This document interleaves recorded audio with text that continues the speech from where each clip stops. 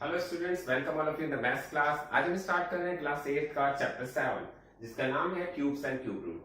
तो आज हम देखते हैं इस क्यूब एंड क्यूब रूट में हमें क्या करना है। देखिए, इससे पहले हमने अभी चैप्टर कंप्लीट किया है जिसका नाम था स्क्वायर एंड स्क्वायर रूट। अगर आपने स्क्वायर एंड स्क्वायर रूट को बहुत अच्छी तरह से कंप्लीट कर लिया है, वो आप समझ गए हैं कैसे चैप्टर हमने किया है, कैसे स्क्वायर्स किसी नंबर का फाइंड किया जाता है और कैसे स्क्वायर रूट फाइंड किया जाता है, तो आप क्यूब्स एंड क्यूब रूट को भी बहुत इजीली कर सकते हैं। क्यूब्स एंड क्यूब रूट भी बहुत ही इजी चैप्टर है। हम देखते हैं, सबसे पहले हम चैप्टर स्टार्ट करने से पहले समझेंगे what is the difference between square and square roots and cube roots.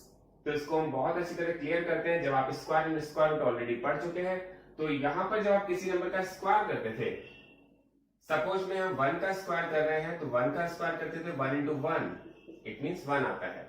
2 का स्क्वायर कर रहे हैं तो 2 का स्क्वायर करने पर 2 इंटू 2, इट मीन्स 4 आता है। इसी तरह आप किसी भी नंबर का स्क्वायर करते थे तो वहां पर उसी नंबर का मल्टीप्लाई करते थे।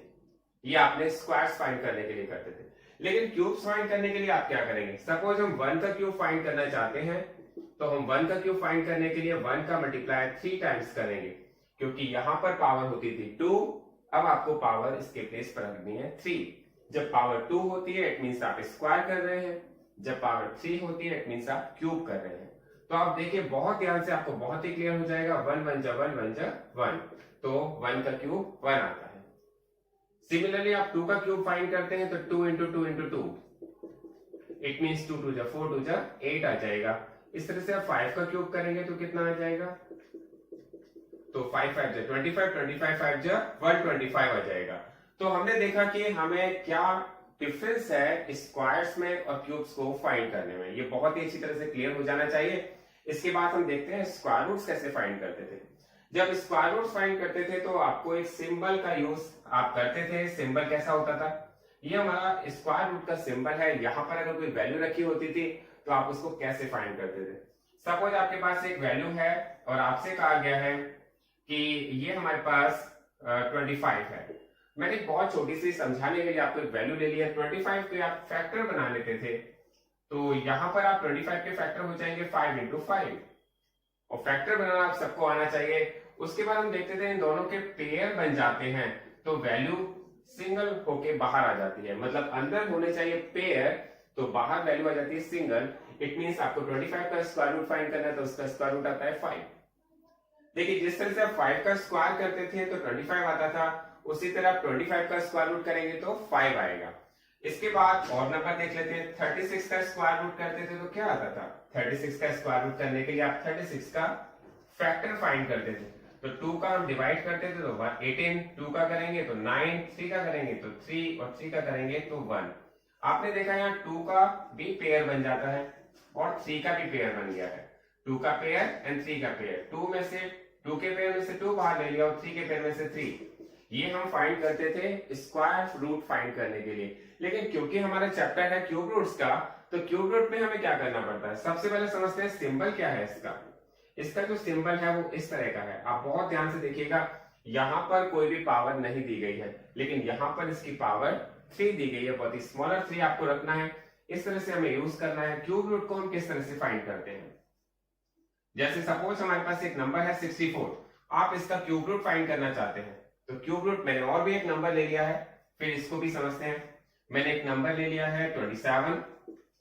अब आप देखिए 27 का भी क्यूब रूट आपको फाइंड करना है, 64 का भी फाइंड करना है। सबसे पहले 64 का फाइंड कर लेते हैं। तो 64 के आपको फैक्टर बनाने होते हैं, और 64 के फैक्टर बनाया, 2 से डिवाइड किया, 2 3 जा 6, 2 2 जा 4, फिर 2 से किया तो फिर 16, फिर 2 से किया तो 8, फिर 2 से किया तो 4, फिर 2 से किया तो 2, और फिर 2 से किया तो 1। इट मींस आपके पास यहाँ पर 64 के टोटल फैक्टर्स आ गए हैं। आपने जब इनके फैक्टर्स को क्यूब रूट के अंदर रखा है तो यहाँ पे 2 into 2 into 2 into 2, 2 into 2 into 2। तो यहाँ पर देखिए, आप डिफरेंस देखिए, यहाँ पर हम 2 के पेयर्स बनाते थे। आपका जिसका पेयर बन जाता था सिंगल वैल्यू बाहर आ जाती थी। यहां पर हम 3 3 के ट्रिपलेट बनाते हैं। ये डिफरेंस है स्क्वायर एंड स्क्वायर रूट्स में और क्यूब एंड क्यूब रूट्स में। स्क्वायर रूट फाइंड करने में और क्यूब रूट फाइंड करने में क्या डिफरेंस है? यहां पर आपको 3 3 के ट्रिपलेट बनाने होंगे। तो 2 का ट्रिपलेट बन गया, 2 का ट्रिपलेट बन गया तो इस मींस 2 बाहर आ गया। और दूसरे 2 का ट्रिपलेट बन गया तो 2 बाहर आ गया, इसमें 64 का क्यूब रूट आ गया 4। सिमिलरली एक और नंबर हमने लिया था 27, इसका भी हमें क्यूब रूट फाइंड करना है, और क्यूब रूट फाइंड करने के लिए हमें क्या करना पड़ेगा, फिर इसके फैक्टर करने पड़ेंगे, और 27 के फैक्टर्स तो आप वैसे भी कर सकते हैं, 3 इंटू 3 इंटू 3। आपको बस डिफरेंस इतना समझना है, स्क्वायर्स में 2 2 के पेयर्स बनते थे, और क्यूब रूट्स में जो आपको फाइंड करने के लिए 3 3 के ट्रिपलेट्स बनाने पड़ेंगे। तो यहां पर हमारे पास 3 का ट्रिपलेट बन गया, और देखा कि 3 का ट्रिपलेट बन गया तो इसकी वैल्यू आ गई है 3। तो ये आपको इस तरह से कंप्लीट करना है। अब देखते हैं हमारी क्यूब्स की डेफिनेशन क्या है। तो क्यूब की जो डेफिनेशन है उसमें लिखा हुआ है when a number multiply by itself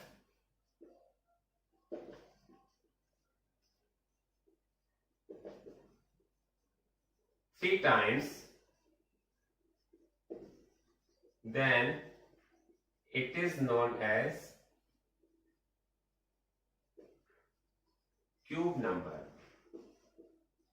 बहुत ही क्लियर डेफिनेशन आप सबको समझ में आ जानी चाहिए। इसकी जो डेफिनेशन है क्यूब्स की, इसमें आपसे कहा गया है जब किसी नंबर को उसी नंबर से 3 टाइम्स मल्टीप्लाई कर दिया जाता है तो वो क्यूब नंबर बन जाता है। जैसे मैंने आपको अभी अभी बताया है कि अगर आपको किसी का क्यूब फाइंड करना है, तो मैं अगर आपके पास देखो क्यूब ऑफ 7, तो इट मींस आपको क्या करना पड़ेगा, 7 का 3 टाइम्स मल्टीप्लाई करना पड़ेगा। बहुत ही क्लियर। जब आप स्क्वायर फाइंड करते थे लास्ट चैप्टर में, तो आप 2 टाइम्स का मल्टीप्लाई करते थे, 7 7 जब 49 आ जाता था। तो यहां पर आपको 3 टाइम्स का मल्टीप्लाई करना है, केवल डिफरेंस इतना है, और ये डिफरेंस अगर आपको समझ में आ गया तो ये चैप्टर आपको बहुत इजी लगने वाला है। बहुत इजी चैप्टर है। When a number multiply by itself 3 times then it is known as cube number. तो अब देखते हैं हमारे पास कुछ क्यूब्स हैं, 1 से लेकर 10 तक के क्यूब्स हैं जो हमें याद रहने चाहिए बहुत ही अच्छी तरह से, ये बाय हार्ट बहुत ही अच्छी तरह से याद हो जाने चाहिए। जस्ट देखते हैं 1 का क्यूब क्या होता है। अब 1 का क्यूब होता है 1 इंटू 1 इंटू 1। 1 का क्यूब होता है 1, आप सबको पता होना चाहिए 1 का मल्टीप्लाई आप कितने बार भी करते जाएं। इसके बाद 2 का क्यूब देखते हैं। 2 का क्यूब होता है 2 इंटू 2 इंटू 2, 2 2 जा 4 2 जा 8। इसके बाद 3 का क्यूब क्या होता है, 3 का क्यूब, क्योंकि 10 तक के क्यूब हमारी बहुत ही रिक्वायरमेंट आते हैं, बहुत जरूरत पड़ते हैं उसके, 3 इंटू 3 इंटू 3। आपने देखा 3 का मल्टीप्लाई 3 टाइम्स किया तो 3 3 जा 9, 9 3 जा 27। सिमिलरली हमने 4 का मल्टीप्लाई किया 3 टाइम्स, तो 4 का क्यूब हो जाता है आपके पास 64। 4 4 जा 16 एंड 16 4 जा 64। सिमिलरली आप 5 का क्यूब भी देख सकते हैं, 5 इंटू 5 इंटू 5, 5 5 जा 25, 25 5 जा 125। तो आपके पास 5 का क्यूब आ गया। 6 का क्यूब देखेंगे तो 6 का क्यूब 6 6 जा 36 एंड 36 6 जा 216। तो 6 का क्यूब होता है 216। सिमिलरली 7 का क्यूब आप फाइंड करेंगे तो 7 इंटू 7 इंटू 7, और इसका मल्टीप्लाई करके आएगा 343। 343। तो आप बहुत ही ध्यान से देखिएगा। 8 का क्यूब हो जाएगा 8 इंटू 8 इंटू 8, और ये हो जाएगा 512। इसके बाद 9 का क्यूब देखते हैं, ये है 9 इंटू 9 इंटू 9। आप अपने आप मल्टीप्लाई भी करके देख सकते हैं, क्योंकि मैंने डायरेक्टली इसका आंसर लिख दिया है। मल्टीप्लाई आप करके देखिएगा, 9 9 जा 81, 81 9 जा 729। तो इसका आ गया 729। सिमिलरली 10 का क्यूब किया आपने, और 10 का क्यूब करेंगे तो 10 का मल्टीप्लाई 10 से 3 बार हम करेंगे 3 टाइम्स, तो आ जाएगा 1000। इसके बाद 1 से लेके 10 तक के जो क्यूब्स हैं वो आपको बहुत अच्छी तरह याद होने चाहिए, बहुत रिक्वायर करते हैं, बहुत जरूरत पड़ते हैं इनकी हमारे क्वेश्चंस को फाइंड करने में। और एक मेथड में आपको और सिखाऊंगा, उस मेथड में भी इसका यूज होगा। इसके बाद आपको 20 का क्यूब भी आना चाहिए। 10 के क्यूब के बाद 20 का क्यूब, और 20 का क्यूब फाइंड करना बहुत ईजी है। 20 का मल्टीप्लाई कीजिए आप, तो 20 का मल्टीप्लाई 3 टाइम्स किया तो ये हो गया 8000। इस तरह से 30 का मल्टीप्लाई किया तो कितना हो गया 30 इंटू 30 इंटू 30। आप देखेंगे इतना बड़ा मल्टीप्लाई डायरेक्टली कैसे हो रहा है। देखिए एक बात बहुत ध्यान से देखिए, मैंने 20 का मल्टीप्लाई 3 टाइम्स किया है, तो 2 2 जा 4 2 जा 8। देखिए यहाँ पर कितनी जीरो है, 1 0 2 0 3 0। तो मैंने भी इसके आगे 3 जीरोस लगा दी है। सिमिलरली आपको 30 का क्यूब करना है, तो 30 का क्यूब करने के लिए आपको केवल 30 का मल्टीप्लाई नहीं करना है, आपको किसका मल्टीप्लाई करना है, 3 का। तो 3 3 जा 9, 9 3 जा 27 और इसके आगे कितनी जीरो लगा देते हैं 1 2 3। इसके बाद हमें 40 का क्यूब भी देख सकते हैं। 40 का क्यूब हो जाता है 40 इंटू 40 इंटू 40 और ये हो जाएगा 64 क्योंकि 4 का क्यूब होता है 64 और उसके बाद भी आप 3 जीरोस लगा देंगे। तो यहाँ पर हमने सारे क्यूब्स ये हमने निकाल लिए हैं। इसके बाद आपको बहुत अच्छी तरह से क्लियर हो जाना चाहिए, लर्न हो जाना चाहिए। इसके बाद देखते हैं नेक्स्ट पार्ट क्यूब रूट्स। तो क्यूब रूट आप सिमिलरली फाइंड कर सकते हैं। अगर हम क्यूब फाइंड करें 1 का तो 1 आएगा, 8 का तो 2 आएगा और इसी तरह से हम क्यूब रूट फाइंड करें 27 का तो जैसे हम क्यूब फाइंड कर रहे थे उसी तरह से इसका क्यूब रूट फाइंड करें तो 3 आना चाहिए। सिमिलरली आप 64 का क्यूब फाइंड करेंगे तो आपके पास 4 आएगा। मैं आपको इसलिए लिखवा रहा हूं क्योंकि आपको 1 से 10 तक के क्यूब एंड क्यूब रूट्स दोनों आने चाहिए। 25 का क्यूब फाइंड करेंगे 125 का क्यूब रूट फाइंड करेंगे तो 5 आएगा। 216 का हम क्यूब रूट फाइंड करेंगे तो 6 आना चाहिए। इसी तरह से 343 का क्यूब रूट फाइंड करेंगे तो 7 आना चाहिए और 512 का क्यूब रूट फाइंड करेंगे तो 8 आएगा। सिमिलरली आपके पास 729 का क्यूब रूट फाइंड करेंगे तो 9 आएगा और 1000 का करेंगे तो 10 आएगा। ये आपको 10 तक के क्यूब्स एंड क्यूब रूट्स बहुत अच्छी तरह से याद हो जाने चाहिए। आप मुझे बताइएगा, आप मुझे मैसेज कीजिएगा कि ये लर्न हुए हैं या नहीं हुए, क्योंकि ये लर्न होना बहुत जरूरी है। अब देखते हैं हमारे पास इसमें कुछ ऑब्जर्वेशंस आई हैं। ऑब्जर्वेशन क्या आई है, क्योंकि हमारा क्यूब किसी भी नंबर पर एंड हो जाता है। आप देखेंगे 1 पर भी होता है, 2 पर भी होता है, 3 पर भी होता है, 4 पर भी होता है, 5 पर भी होता है और 6 पर भी होता है, 7 पर भी होता है, 8 पर भी होता है, 9 पर भी होता है। मतलब क्यूब रूट्स किसी भी नंबर पर एंड हो जाता है। इसमें कोई कंडीशन ऐसी नहीं है कि वो किसी पर्टिकुलर नंबर पर एंड नहीं होता। इसके बाद आपको देखना है यहाँ पर हमारे पास जब हम क्यूब निकाल रहे थे 10 का क्यूब, तो 10 का क्यूब जब हमने फाइंड किया था उसमें कितनी जीरो एंड में आई है 1 2 3। तो यहाँ पर हमें एक बात और समझनी है। सबसे पहले तो हमें समझना है 1 का क्यूब रूट। 1 का क्यूब हमने फाइंड किया तो 1 आया है, 2 का क्यूब फाइंड किया है तो 8 आया है, 3 का क्यूब हमने फाइंड किया तो 27 आया है। इट मींस हमें यहां पर लिखना पड़ेगा नोट में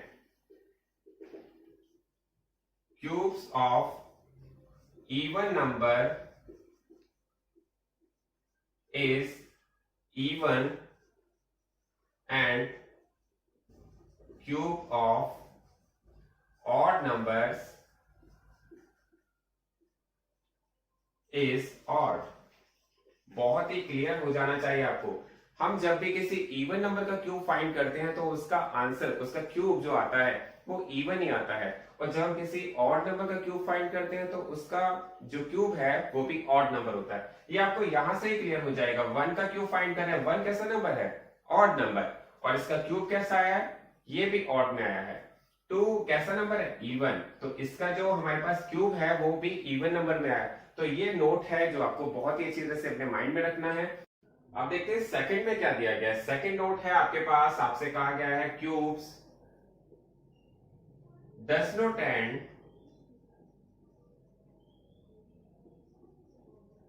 विद 2 जीरोस। क्यूब कभी भी 2 जीरो पर एंड नहीं होता है। ये आपको, इसको मैं एग्जांपल लेके समझाता हूं। जैसे सपोज कीजिए आपके पास एक नंबर दे दिया, आपसे कहा गया है क्या 100 एक परफेक्ट क्यूब है, तो आप देखते कहेंगे नो। नो क्यों कहेंगे आप? नो इसलिए कहेंगे हमने इसके फैक्टर अभी फाइंड नहीं किए हैं, हमने ये देखा भी नहीं है कि इसके ट्रिपलेट बने हैं कि नहीं बने हैं। लेकिन हमारे पास एक प्रॉपर्टी है, हमारे पास एक नोट है, उसमें बताया गया कि क्यूब्स कभी भी 2 डिजिट पर एंड नहीं होते, 2 जीरोस पर एंड नहीं होते। तो इसके लास्ट में कितनी आ रही है 2 जीरोस आ रही है। तो 2 जीरोस पर कभी भी एंड नहीं होते। एटलीस्ट जीरो कितनी होती है उसमें 3 जीरोस होती हैं। आप देखेंगे अगर हम 10 का क्यूब भी फाइंड कर रहे हैं, अगर आप 10 का क्यूब भी फाइंड करते हैं तो 10 का मल्टीप्लाई आपको कितने बार करना होता है 3 टाइम्स, और 3 टाइम्स जब आप मल्टीप्लाई करते हैं तो उसमें 1 1 जब 1 1 जब 1 एंड 1 2 3 कितनी जीरोस आ जाती हैं 3 जीरोस आ जाती हैं। तो आपको एक बहुत ही अच्छी तरह से याद अपने माइंड में रखना है।